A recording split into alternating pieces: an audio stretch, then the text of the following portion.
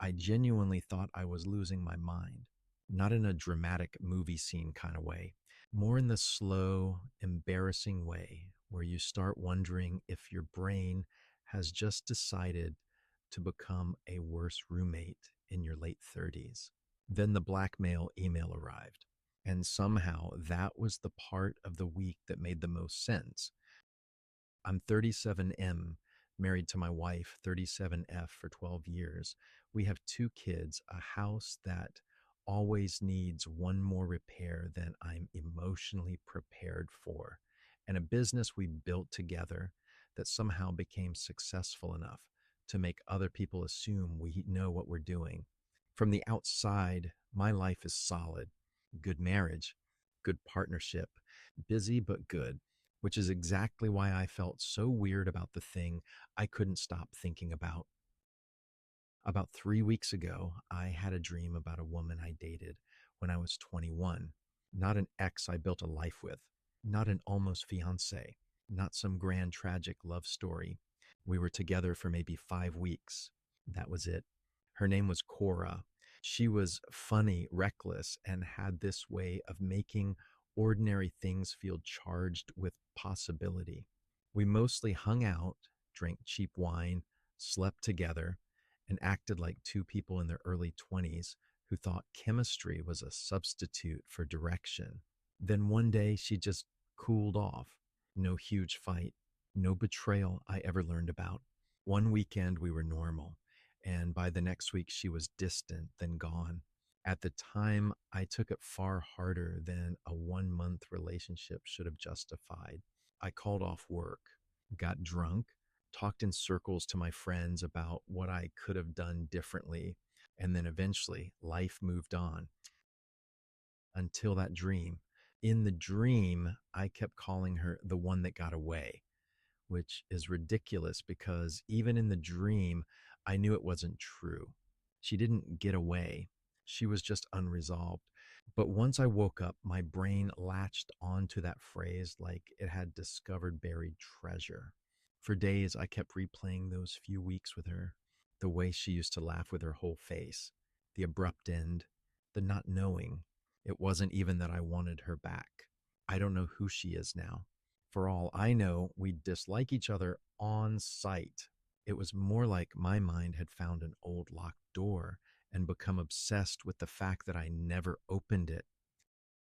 I didn't tell my wife the details at first, not because I wanted to hide something awful, but because it sounded so stupid out loud. Hey, love of my life, mother of my children, person who files taxes with me and knows what my snoring sounds like. I can't stop thinking about a woman I had mediocre young person sex with for 1 month 16 years ago. That is not a sentence that inspires confidence.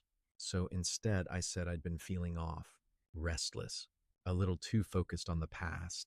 She surprised me by saying she felt something similar, not about an ex, but about time, about aging, about how easy it is to wake up one day and realize your body, your routines, and your ambitions all got negotiated down by logistics. That conversation actually helped. We started eating better, took evening walks, talked about taking a trip without the kids. For a few days, the rumination eased, and then work got strange. For context, my wife and I run a finance adjacent consulting business together. She uses her maiden name professionally and goes by her middle name in most work settings. I know that sounds convoluted, but it made sense when we built the company. It gave her privacy, helped separate family life from work life, and honestly just suited her. So at work, she is Mara Vale. At home and legally, she's Elin Harper. Same person, same woman, different names depending on context. This becomes important. A few weeks ago, we attended an industry event in another city. Nothing glamorous, just the usual exhausting mix of hotel coffee, forced networking, and pretending not to read name tags while obviously reading name tags. At some point, while we were getting out of the car before the venue, I kissed her. A quick hello kiss, mildly affectionate, not scandalous unless you are either 12 or writing Victorian literature. Apparently, someone saw. The next morning, I woke up to an email. Subject line: "We need to talk before your wife finds out." Already bad. I opened it expecting maybe spam, maybe a phishing attempt, maybe the universe deciding I look too peaceful. Instead, the email informed me that if I didn't want my wife, Ellen Harper, discovering that I was cheating on her with my business partner, Mara Vale, I needed to pay a truly stupid amount of money. They attached photos, photos of me and my wife at the car, at the hotel bar, walking together outside the venue. Perfectly real images. Hilariously wrong conclusion. Then they linked my wife's mostly inactive personal social profile as proof that they knew everything. I stared at the screen for a full 10 seconds before I started laughing, not because blackmail is funny, because the email was essentially saying, pay us or we'll tell your wife you're cheating on her with your wife. I immediately showed her. She laughed so hard she had to sit down. Then, because she is both kinder and more competent than I deserve, she switched from laughing to planning in under a minute. We documented everything, forwarded the message to a secure folder, flagged the sender info, called our lawyer, then spent half an hour alternating between practical risk assessment and me saying, I cannot believe someone thought they cracked this. What I didn't expect was how much that stupid email would collide with the weird ex girlfriend rumination in my head, because suddenly I had two separate experiences happening at once. On one side, my brain obsessing over a long dead mystery from my early 20s. On the other, a very current reminder that people will confidently build a narrative around your life from almost no real information. And something about those two things finally clicked. With Cora, I had spent 16 years carrying a story built mostly out of absence, not facts, not truth, just the shape left behind by not knowing. Why did she leave so suddenly? Did I do something? Was there someone else? Did I imagine the depth of it? Did I only want closure because she denied it to me? That whole internal mythology had survived because nothing ever interrupted it. Then here comes this idiot blackmailer, seeing one kiss and one surname discrepancy and inventing a dramatic affair out of absolutely nothing. And it hit me. I had been doing the same thing to my own past, just with better grammar. I started talking to my wife more honestly after that. Actually, honestly, I told her the full version about the dream, about Cora, about how irrational it felt, about how ashamed I was that my mind had latched onto it. She didn't get angry. She looked at me for a second and then said, so it's not really her, it's the unfinished sentence.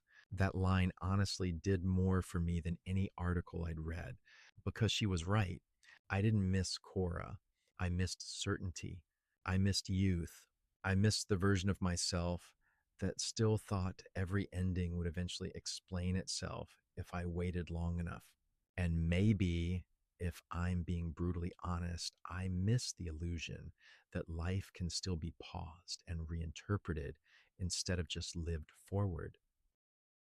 We ended up talking for almost 2 hours that night, not just about that, about aging, work, the kids, how easy it is to become functional roommates with shared calendars if you're not careful, how neither of us wants to wake up at 50 and realize we outsourced all our energy to school logistics and invoice emails. It was one of the best conversations we've had in years, which is somehow a deeply annoying outcome because it means the attempted blackmail technically improved my marriage. I hate when criminals accidentally create personal growth. Update 1: the blackmailer got bolder before they got quieter.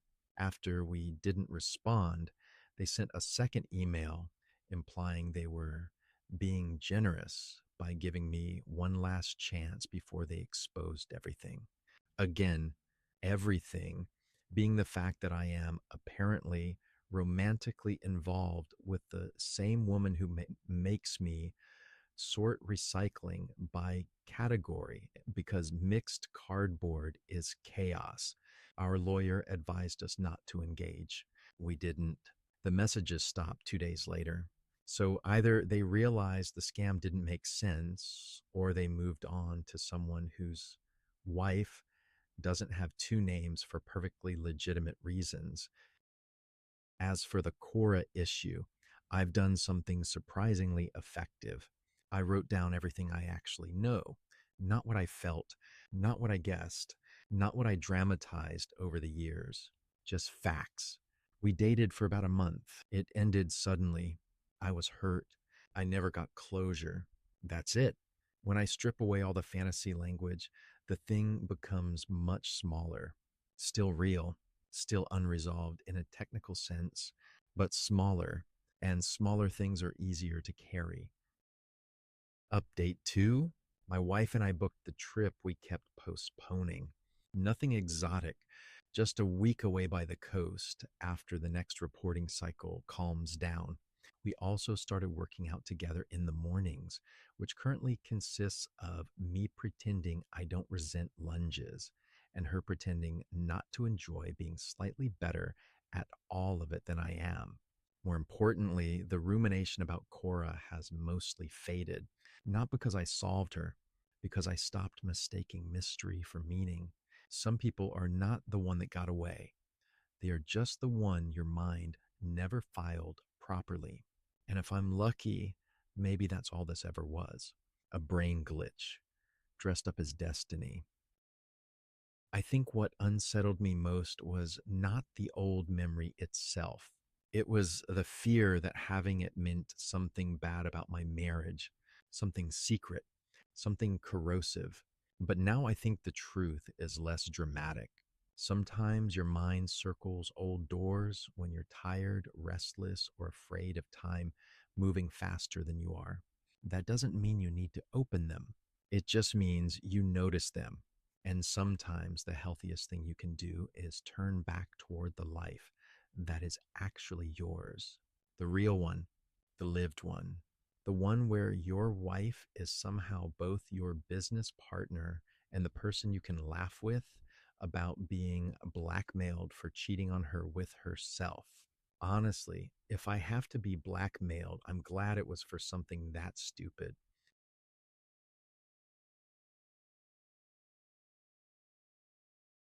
This concludes today's story. Thank you for listening. If you enjoyed it, consider subscribing to support our work.